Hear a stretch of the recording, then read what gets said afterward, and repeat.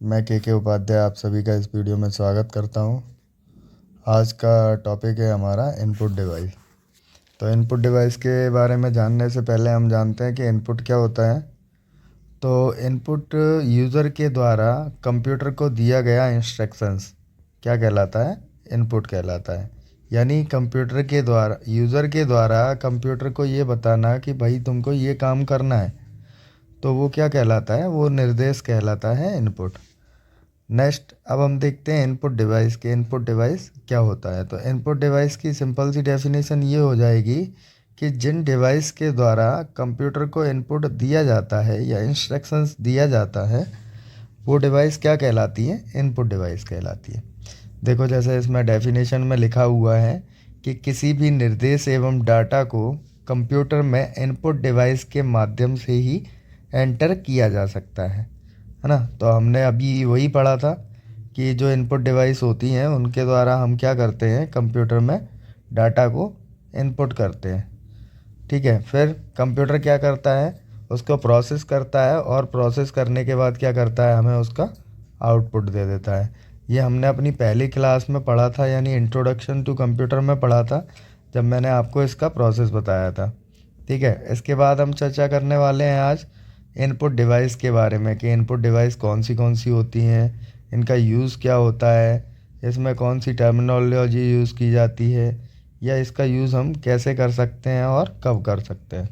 तो सबसे पहली जो हमारी इनपुट डिवाइस है वो है क्या? कीबोर्ड। तो कीबोर्ड के बारे में हम पढ़ेंगे। तो ये क्या है, एक सबसे ज़्यादा उपयोग होने वाली इनपुट डिवाइस है।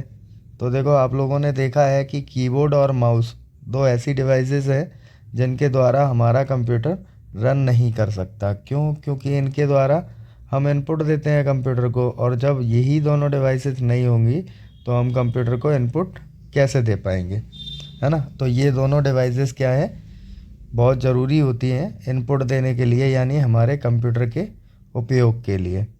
तो ये किस सिद्धांत पर कार्य करता है? तो इसमें बताया गया है कि यह टाइपराइटर के सिद्धांत पर कार्य करता है। अब टाइपराइटर क्या होता है? टाइपराइटर आप लोगों ने देखा होगा कि एक छोटा सा बॉक्स टाइप का रहता है जिसमें बहुत सारी की दी हुई होती है, और हम क्या करते हैं, उन कीज़ को प्रेस करके हमें जो भी टाइप करना होता है हम टाइप कर लेते हैं। सेम एज वैसे ही कीबोर्ड पर हमारे पर बहुत सारी कीज़ होती हैं, और हमें जो भी टाइप करना है वो कीज़ प्रेस करके हम वो चीज़ टाइप कर लेते हैं या उसका इनपुट दे देते हैं कंप्यूटर को, और प्रोसेस होने के बाद उसका हमें आउटपुट मिल जाता है। इसका एक जो स्पेशल क्वेश्चन जो इससे बनता है वो होता है इसकी कीज़ के बारे में, कि भाई कीबोर्ड में जो कीज़ होती हैं वो कितनी होती हैं, है ना। तो नॉर्मल कीबोर्ड की बात करें हम तो 101 से लेकर और 105 तक कीज़ हो सकती हैं इसमें, और इसका जो मैक्सिमम नंबर ऑफ़ कीज़ होता है वो होता है 110, यानी 110 कीज़ इसमें मैक्सिमम हो सकती हैं। तो इससे हम क्या क्या टाइप कर सकते हैं? तो भाई इसमें टेक्स्ट होता है, नंबर होता है, और क्या होता है, सिंबल्स होते हैं। तो ये तीनों चीज़ें हम इससे टाइप कर सकते हैं। ठीक है, इसके बाद नेक्स्ट लाइन में दिखा हुआ है कि मल्टीमीडिया कीबोर्ड में इससे अधिक कीज़ होती हैं। मैं बता चुका हूँ, यहाँ पे हमने पढ़ा था केवल 101 से लेके 105 तक, और मैंने बताया है कि जो मैक्सिमम कीज़ जो होती हैं वो 110 होती हैं। क्लियर? तो ये क्वेश्चन एग्ज़ाम में कई बार पूछा गया है कि कीबोर्ड में कितनी कीज़ होती हैं। तो आप लोगों को ध्यान देना होगा कि बात नॉर्मल कीबोर्ड की हो रही है या मल्टीमीडिया कीबोर्ड की हो रही है। अगर मल्टीमीडिया कीबोर्ड की हो रही है तो आपको 110 करना है, और स्टैंडर्ड कीबोर्ड की बात हो रही है तो आपको 101 से लेके 105 कीज़ का आंसर टिक करना है। नेक्स्ट है अपना कि टेक्नोलॉजी के आधार पर कीबोर्ड कई प्रकार के होते हैं, मतलब आप टाइप्स ऑफ कीबोर्ड्स आ गया। तो इसमें क्या है, सबसे पहला है वायर्ड। वायर्ड में दे रखा है PS2 और USB। इसके बाद वायरलेस, बी रेडर, होलोग्राम, की माउस कीबोर्ड। क्लियर? तो अब हम बात करते हैं वायर्ड की। तो वायर्ड में क्या होता है, PS2 और USB, ये टू टाइप्स होते हैं। तो आप लोगों ने देखा होगा कि कई कीबोर्ड में जो पीछे जो पॉइंट होता है जिसको हम प्लग इन करते हैं काहे में, अपने CPU में, तो वो देखा होगा आप लोगों ने, कई कई में तो गोल होता है और कई में USB। USB तो आप सब जानते ही है, मोबाइल्स वगैरह में, चार्जर वगैरह में आप लोगों ने देखा ही है। लेकिन PS2 क्या होता है, इसमें राउंड यानी गोल शेप में एक पिन होती है जिसके अंदर एक मिडिल में और 4 से लेके 5 पिन उसके आसपास चारों ओर से उसको घेरे हुए होती है। तो वो होता है हमारा PS2 टाइप। और इसके बाद देखो जो नाम ऊपर दिए हुए हैं वो सारे कीबोर्ड्स यहाँ पर शो कर रहे हैं। ये वायर्ड कीबोर्ड हो गया जिसमें आपको USB टाइप दिख रहा है। उसके बाद की माउस हो गया। उसके बाद वी रीडर है। और उसके बाद क्या है आपका होलोग्राम कीबोर्ड। यानी चारों कीबोर्ड हमें दिख रहे हैं जो हमें ऑप्शन में दिए हुए हैं। इसके बाद नेक्स्ट इनपुट डिवाइस की बात करें तो वो है माउस। माउस की बात करते हैं तो यह GUI इंटरफेस में सबसे ज़्यादा प्रयोग होने वाली पॉइंटर इनपुट डिवाइस है। मैंने आपको बताया था सॉफ्टवेयर में थोड़ा सा सेकंड क्लास में। तो मैंने सॉफ्टवेयर में बताया था कि जो सॉफ्टवेयर होता है यानी जो हमारा ऑपरेटिंग सिस्टम सॉफ्टवेयर होता है वो क्या होता है, 2 टाइप्स का होता है। कौन सा CUI और GUI। तो यहाँ पे काय की बात हो रही है, GUI की हो रही है। CUI का फुल फॉर्म होता था कमांड यूज़र इंटरफेस। मैंने बताया था उसमें क्या करना होता था, उसमें हमें कुछ भी काम को करने के लिए कमांड्स का उपयोग करना पड़ता था। लेकिन GUI का फुल फॉर्म होता है ग्राफिकल यूज़र इंटरफेस। और इसमें क्या होता है कि हमें जो काम करना है वो हमें हमारी स्क्रीन पर उसका आइकन दिखाई देता है। क्लियर। तो जो हमारा CUI बेस्ड जो ऑपरेटिंग सिस्टम था उसमें हमें माउस की ज़रूरत नहीं होती थी। लेकिन अब हम कौन सा यूज़ कर रहे हैं, GUI इंटरफेस। तो GUI इंटरफेस में सबसे ज़्यादा हमें माउस की का उपयोग करते हैं। इतना कीबोर्ड का उपयोग नहीं होता जितना आपके माउस का उपयोग होता है, काहे के लिए, कंप्यूटर को चलाने के लिए। ठीक है। तो इसको और इसका दूसरा नाम क्या है, पॉइंटर इनपुट डिवाइस। मतलब इसको पॉइंटर इनपुट डिवाइस भी बोलते हैं। इसमें कुल 3 बटन होते हैं, सबको पता है, लेफ़्ट, राइट और बीच में एक स्क्रॉल बटन। आपको पता है 2 ही क्लिक होते हैं, लेफ़्ट क्लिक और राइट क्लिक। और बीच में एक स्क्रॉल बटन होता है जिससे हम अप डाउन करते हैं। ठीक है। नेक्स्ट, टेक्नोलॉजी के आधार पर माउस कई प्रकार के होते हैं। Number 1 optical mouse. Number 2 wired PS2 और USB। PS2 USB बता चुका हूँ। ऑप्टिकल यानी जिसमें लेज़र लाइट होता है। वायरलेस, टच पैड और मैकेनिकल माउस। तो इनके भी नीचे आपको इमेजेस दिए हुए हैं। ये मैकेनिकल माउस हो गया, ये ऑप्टिकल वायर्ड हो गया और ये आपका ऑप्टिकल वायरलेस हो गया। और ये क्या हो गया, लास्ट में जो आपको इमेज दिख रहा है वो है टच पैड। तो यहाँ पे हमने सारे माउसेस भी देख चुके हैं। नेक्स्ट टॉपिक है हमारा क्या, स्कैनर। तो स्कैनर क्या होता है, स्कैनर का काम क्या होता है, ये हार्ड कॉपी को सॉफ्ट कॉपी में बदलता है। सिंपल लैंग्वेज में मैं बात करूँ तो ये क्या करता है, हार्ड कॉपी को सॉफ्ट कॉपी में बदलता है। ठीक है। अब हम इसकी टेक्निकल डेफिनेशन की बात करते हैं।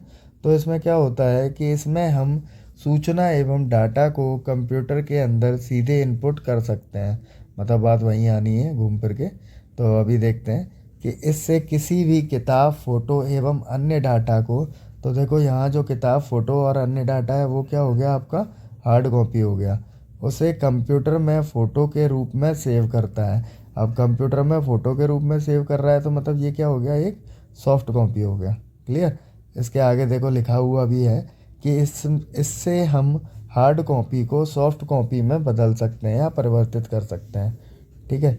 स्कैनर के प्रयोग का सबसे बड़ा लाभ यह है कि इसमें यूज़र को सूचना को टाइप करने की आवश्यकता नहीं होती। स्कैन किए हुए डाटा को सॉफ्टवेयर की मदद से एडिट कर सकते हैं। यानी इसमें क्या हुआ कि इसमें हमको डाटा जो है हमारा टाइप नहीं करना होता और उसमें जो इमेजेस वगैरह होती हैं वो भी जैसी की तैसी कॉपी हो जाती हैं। तो इसमें हमें ज़्यादा कुछ करना नहीं पड़ता। इसके नीचे इसकी इमेजेस दी हुई है स्कैनर की। अब हम बात करते हैं OMR के बारे में। तो OMR का फुल फॉर्म होता है ऑप्टिकल मार्क रीडर। क्लियर। तो ये क्या करता है कि जो हमारी OMR सीट होती है, जो हमने 10th के फॉर्म भरते समय भरी थी, या जो कॉम्पिटिटिव एग्ज़ाम अभी तक होते थे ऑफलाइन कॉम्पिटिटिव एग्ज़ाम, उन सभी में हमें ये OMR सीट मिलती थी। तो ये क्या करता है कि जो OMR सीट्स होती हैं उनको रीड करता है। क्लियर। तो इसका यूज़ क्यों किया जाता है कि जैसे कोई अगर OMR सीट को चेक करेगा तो उसे अच्छा खासा टाइम लगने वाला है और एक कॉम्पिटिटिव एग्ज़ाम में बहुत सारे लोग एग्ज़ाम देते हैं। अगर ऐसे कोई बंदा उन्हें चेक करेगा तो उसमें बहुत सारा टाइम लगेगा। तो इसके लिए हम काय का यूज़ करते हैं, ऑप्टिकल मार्क रीडर का। तो ये क्या करता है कि जल्दी से जल्दी हमें सही रिज़ल्ट प्रोवाइड करा देता है, यानी सारी कॉपियों को जांच देता है और उसका रिज़ल्ट हमें जल्दी से जल्दी मिल जाता है। इसके बाद जो नेक्स्ट ऑप्शन आता है वो क्या है, OCR। मैंने बताया था अभी स्कैनर के बारे में, तो स्कैनर और OCR दोनों सेम होते हैं, बस दोनों में एक ही डिफरेंस होता है कि OCR का फुल फॉर्म होता है ऑप्टिकल कैरेक्टर रीडर। तो ये क्या करता है कि केवल कैरेक्टर्स को रीड करता है, इमेजेस वगैरह को रीड नहीं करता है। जबकि जो हमने स्कैनर पढ़ा था उसमें क्या होता था कि उसमें इमेजेस और कैरेक्टर्स दोनों रीड किए जाते थे, लेकिन OCR में केवल कैरेक्टर्स रीड किए जाते हैं, इमेजेस रीड नहीं की जाती हैं। क्लियर, यही दोनों में डिफरेंस होता है। नीचे आपको इमेज दिख रहा है OCR का। नेक्स्ट टॉपिक है हमारा MICR। MICR का फुल फॉर्म होता है मैग्नेटिक इंक कैरेक्टर रीडर। इसका प्रयोग काय में किया जाता है, बैंक्स वगैरह में किया जाता है। किसके लिए किया जाता है, चेक्स को रीड करने के लिए। जैसे एक बैंक में बहुत सारे चेक्स आते हैं, अगर उन्हें चेक करने बैठेंगे तो बहुत सारा टाइम लगेगा। तो क्या करते हैं कि उन्होंने चेक को लेके और MICR में डाल देते हैं। तो ये क्या करता है कि उस चेक को रीड कर लेता है, और रीड करने के बाद ये जांच लेता है कि भाई ये चेक सही है या गलत है। क्लियर। तो इसमें जो कैरेक्टर्स यूज़ किए जाते हैं वो मैग्नेटिक इंक यानी चुंबकीय स्याही से लिखे होते हैं।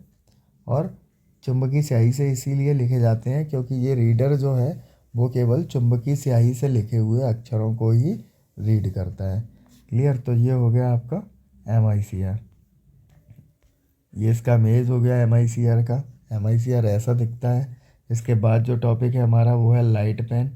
तो लाइट पेन की बात करते हैं। लाइट पेन का प्रयोग कंप्यूटर पर स्क्रीन या कोई चित्र या आकृति का निर्माण करने के लिए किया जाता है।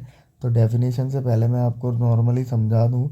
जैसा मैंने बताया था कि जब हम कहाँ जाते हैं, ड्राइविंग लाइसेंस बनवाने जाते हैं, तो वहाँ पे हमने देखा है कि जो साइन वगैरह हम करते हैं तो उसके लिए हमें क्या होता है, एक टच पैड मिल जाता है और उस टच पैड पे साइन किए जाते हैं। काय से, एक पेन के द्वारा। वो एक स्पेशल पेन होता है जिसे हम लाइट पेन बोलते हैं। तो जो साइन हम उस पैड पे करेंगे वही साइन हमारे कंप्यूटर में सेव हो जाते हैं, और वो जहाँ हमें ज़रूरत होती है हम उन्हें वहाँ पे लगा सकते हैं और उनका यूज़ कर सकते हैं। तो इनका यूज़ किसके लिए होता है, इनका यूज़ बड़े बड़े बिजनेसमैनों के लिए होता है जिनके पास टाइम की कमी होती है और उन्हें बहुत सारी फाइल्स वगैरह जैसे साइन करना है।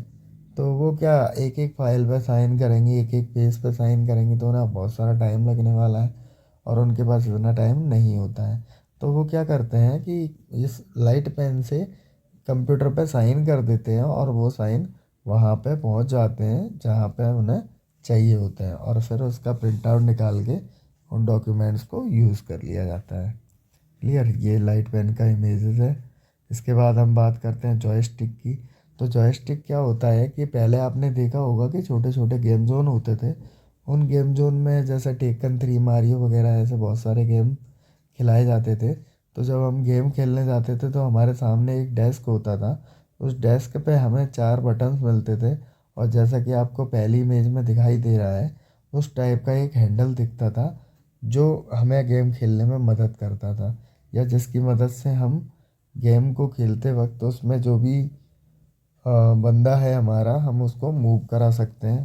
तो मेनली इसका यूज़ काय के लिए किया जाता था, गेम खेलने के लिए किया जाता था। नेक्स्ट इसके बाद आती है बात ट्रैक बॉल की। ट्रैक बॉल क्या होता है, तो ट्रैक बॉल की पहले हम डेफिनेशन पढ़ लें। तो यह एक पॉइंटर डिवाइस है, माउस के समान कार्य करती है। इसमें एक उभरी हुई गेंद होती है और 2 या 3 बटन होते हैं। इसकी गेंद को उंगलियों से घुमाया जाता है। यह लैपटॉप में माउस का कार्य करती है। इसकी सहायता से गेम्स भी खेले जाते हैं। यह कम जगह घेरता है, इसमें केवल गेंद को घुमाना पड़ता है, पूरी ट्रैक बॉल डिवाइस को नहीं। क्लियर। जैसे हमने माउस में देखा है, तो माउस को क्या करते हैं कि जब हमें माउस को कर्सर को इधर उधर मूव कराना होता है तो हमें माउस को इधर उधर मूव करना पड़ता है। लेकिन ट्रैक बॉल में ऐसा नहीं होता। ट्रैक बॉल में क्या होता है कि ट्रैक बॉल माउस के जैसा ही होता है, और जैसे ही ट्रैक जो हमारे माउस में स्क्रॉल बटन होता है उसकी जगह पर ट्रैक बॉल में क्या होता है, एक बॉल होती है रबड़ की। क्लियर। तो हम क्या करते हैं, उस बॉल को घुमाते हैं और हमारा कर्सर इधर उधर मूव करता है। ठीक है। तो ये आप इसका इमेज है। इसमें देखो आपको बटन्स दिख रहे हैं और बटन के साथ में ऊपर क्या दिख रहा है, एक बॉल दिख रहा है, और इसका शेप जो है सेम एज माउस के जैसा है। जैसे माउस काम करता है वैसे ही ये काम करता है। गेम खेल सकते हैं इससे, और माउस की तरह इसको यूज़ कर सकते हैं कंप्यूटर में। यही सारे इसके काम होता है। नेक्स्ट हम बात करते हैं काहे की, टच स्क्रीन की, कि भाई टच स्क्रीन क्या होता है। तो टच स्क्रीन का प्रयोग आजकल बैंकिंग, रेलवे, एयरपोर्ट एवं लाइब्रेरी में कैटलॉग फाइल को ढूंढने में किया जा रहा है। पूरे टच स्क्रीन मॉनिटर एक सेंसिटिव स्क्रीन होती है जो बहुत सारे बिंदुओं से मिलकर बनती है, जिन्हें हम टच पॉइंट कहते हैं। तो जैसे आपने देखा होगा कि आपका मोबाइल्स जो आ रहे हैं आजकल, एंड्रॉयड फ़ोन्स, वो सारे क्या हैं, टच स्क्रीन है। तो मतलब हमें कोई भी काम करना है तो हम क्या करते हैं, स्क्रीन पर टच करते हैं और हमारा काम हो जाता है। ऐसे ही जैसे इसमें लिखा हुआ है बैंकिंग में, तो बैंकिंग की बात करूँ मैं तो एटीएम हम सब लोग यूज़ करते हैं। एटीएम भी क्या है, एक टच स्क्रीन है। रेलवे की बात करूँ तो रेलवे में आजकल आप लोगों ने देखा होगा कि टिकटिंग के लिए एक डिवाइस यूज़ की जाती है जो बिल्कुल कंप्यूटर की तरह दिखती है। उसमें कंप्यूटर के जैसे स्क्रीन होती है और वहाँ से आप डायरेक्टली टिकट बुक कर सकते हो उस पर क्लिक करके, यानी उसको टच करके। क्लियर। तो वो भी टच स्क्रीन का एग्जांपल हो गया। तो ये सारे क्या होता है, टच स्क्रीन के एग्जांपल है। इसमें एक कीबोर्ड भी होता है जिससे डाटा को कंप्यूटर के अंदर इनपुट किया जा सकता है। यह तकनीकी यूज़र फ्रेंडली होती है, इसको चलाना आसान होता है। इसमें माउस का कार्य उंगली करती है। जिस ऑप्शन को सिलेक्ट करना है उसे उंगली से टच करते हैं। बस सेम एज हमने देखा है कि एटीएम में, और मैंने बताया कि रेलवे स्टेशन पे। तो ये चीज़ें हमने यूज़ भी करी हैं और देखा भी है। क्लियर। इसके बाद बात करते हैं हम डिजिटलाइज टैबलेट और ग्राफिक टैबलेट। तो टैबलेट आप लोगों ने देखा है, टैबलेट क्या होता है, मोबाइल का ही एक बड़ा रूप होता है।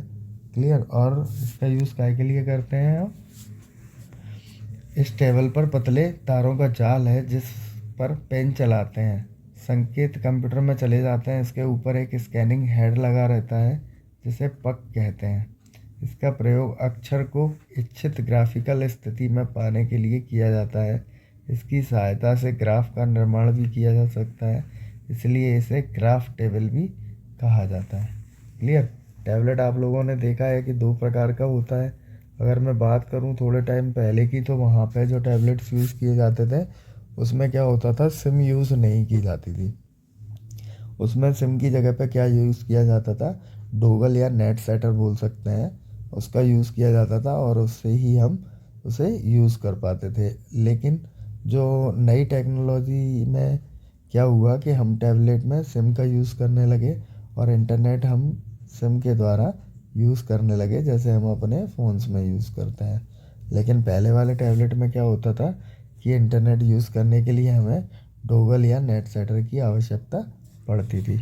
ये नीचे टैबलेट का इमेज दिया हुआ है।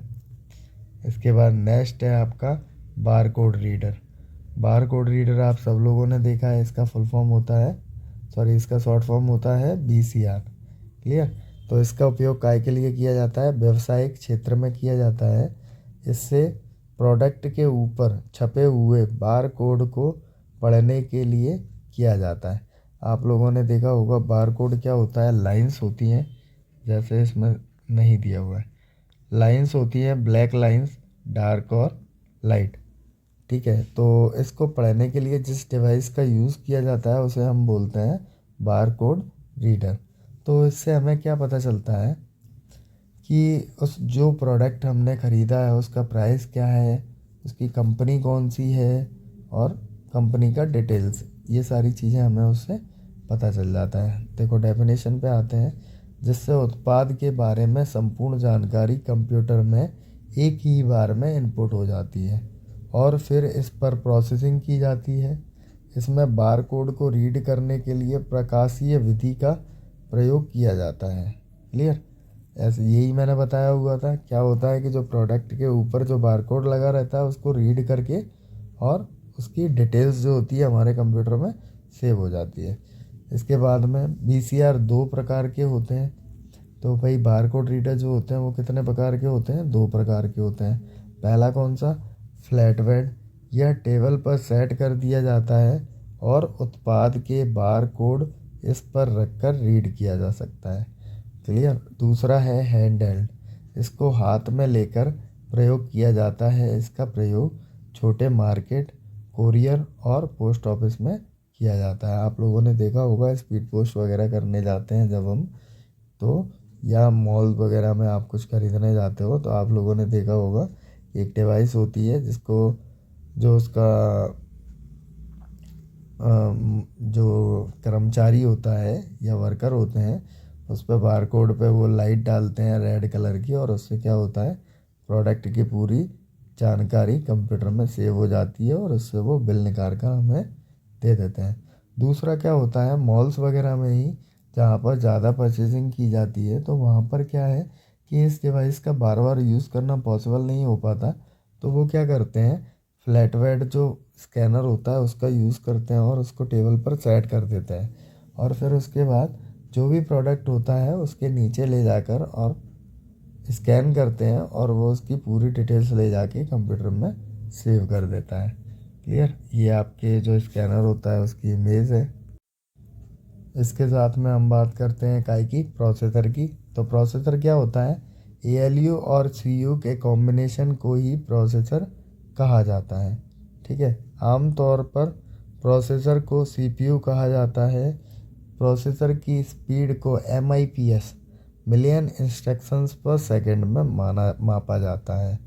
क्लियर? ये बहुत इंपॉर्टेंट क्वेश्चन है, कई बार एग्ज़ाम में पूछा गया है कि प्रोसेसर की स्पीड को काय में मापा जाता है, तो प्रोसेसर की जो स्पीड होती है उसको एमआईपीएस में मापा जाता है, मतलब मिलियंस इंस्ट्रक्शंस पर सेकंड्स में मापा जाता है। इसके बाद हम बात करते हैं प्रोसेसिंग डिवाइस की। तो प्रोसेसिंग डिवाइस में हमने पढ़ा है कि प्रोसेसिंग डिवाइस जो होती है वो क्या होता है, हमारा सीपीयू जो होता है वो प्रोसेसिंग डिवाइस होता है। तो सीपीयू का पूरा नाम होता है सेंट्रल प्रोसेसिंग यूनिट। क्लियर? ये क्या होता है, कंप्यूटर का दिमाग होता है। सीपीयू का काम निर्देशों एवं प्रोग्रामों को एग्जीक्यूट करना होता है। ठीक है, तो सीपीयू का काम मैंने बताया था अपनी फर्स्ट क्लास में जब मैंने आपको इंट्रोडक्शन टू कंप्यूटर बताया था, तो उसमें मैंने बताया था कि इनपुट जो भी होता है इनपुट डिवाइस के द्वारा सीधा कहाँ आता है, सीपीयू के पास आता है। तो सीपीयू क्या करता है कि उन प्रोग्राम्स और निर्देशों को प्रोसेस करता है और प्रोसेस करने के बाद उन्हें आउटपुट डिवाइस के पास भेज देता है। क्लियर? अब सीपीयू निम्न यूनिट से मिलकर बना होता है। तो सीपीयू कैसे बना होता है, कौन सी यूनिट से मिलकर बना होता है? सीयू, एएलयू और एमयू। मैं बता चुका हूँ आपको, सीयू, एएलयू और एमयू। तो सीयू का पूरा नाम क्या होता है? सीयू को हम बोलते हैं कंट्रोल यूनिट। कंट्रोल यूनिट क्या करता है, सीयू पूरे कंप्यूटर सिस्टम के सभी कार्यों को नियंत्रित करने का काम करता है। तो देखो इसके नाम से ही पड़ रहा है कि सीयू, सी का मतलब हो गया कंट्रोल, तो ये क्या करेगा कि सारे कार्यों को क्या करेगा, कंट्रोल करेगा यानी नियंत्रित करेगा। यह यूनिट सीपीयू की महत्वपूर्ण यूनिट होती है। भाई तो ये तो महत्वपूर्ण यूनिट तो होगी ही, क्योंकि जो भी काम आते हैं वो सबसे पहले कहाँ आएंगे, सीपीयू के पास आएंगे, और सीपीयू से कहाँ जाएंगे, सीयू के पास आएंगे, है ना। नेक्स्ट बात करते हैं हम काय की, एएलयू की। तो इसका पूरा नाम होता है अर्थमेटिक लॉजिकल यूनिट।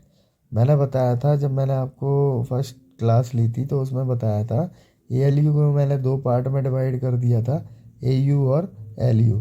तो एयू का मतलब हो गया अर्थमेटिक यूनिट और एलयू का मतलब हो गया लॉजिकल यूनिट। यहाँ पे दोनों कंबाइन है तो इसका पूरा नाम क्या हो गया, एएलयू, जिसको हम बोलेंगे अर्थमेटिक लॉजिकल यूनिट। ठीक है, कंप्यूटर की प्रमुख यूनिट होती है। इसके द्वारा कंप्यूटर में कई अर्थमेटिक एवं लॉजिकल कार्य किए जाते हैं, और यह कहाँ पे होती है, प्रोसेसर के अंदर होती है। नेक्स्ट और लास्ट पॉइंट है आज का, एमयू। एमयू मतलब मेमोरी यूनिट। मेमोरी यूनिट क्या होता है, यह सीपीयू का ही एक हिस्सा होती है जो प्रोसेसिंग के समय डेटा को स्टोर करने का काम करती है। तो ये क्या करता है कि जैसे जो भी डाटा हमने टाइप किया है या इनपुट किया है, तो ये क्या करती है, उस डाटा को स्टोर करने का काम करती है। मैंने बताया ही था मेमोरी यूनिट में क्या होता है, हमारा डाटा स्टोर होता है। क्लियर। यह कंप्यूटर की सबसे फास्ट मेमोरी होती है क्योंकि यह सीपीयू के सबसे नज़दीक होती है। यानी तो ये सीपीयू के सबसे नज़दीक होती है, इसलिए क्या होता है, ये सबसे फास्ट मेमोरी होती है। क्लियर। आज के लिए इतना ही काफ़ी है। कल हम पढ़ेंगे आउटपुट डिवाइसेस के बारे में। तो आउटपुट डिवाइसेस में हम देखेंगे कि आउटपुट डिवाइसेस क्या होती हैं और इसका क्या यूज़ होता है, हम कैसे इनको यूज़ करते हैं। ये सारी चीज़ें हम पढ़ेंगे अपने नेक्स्ट वीडियो में। ओके, चलिए बाय।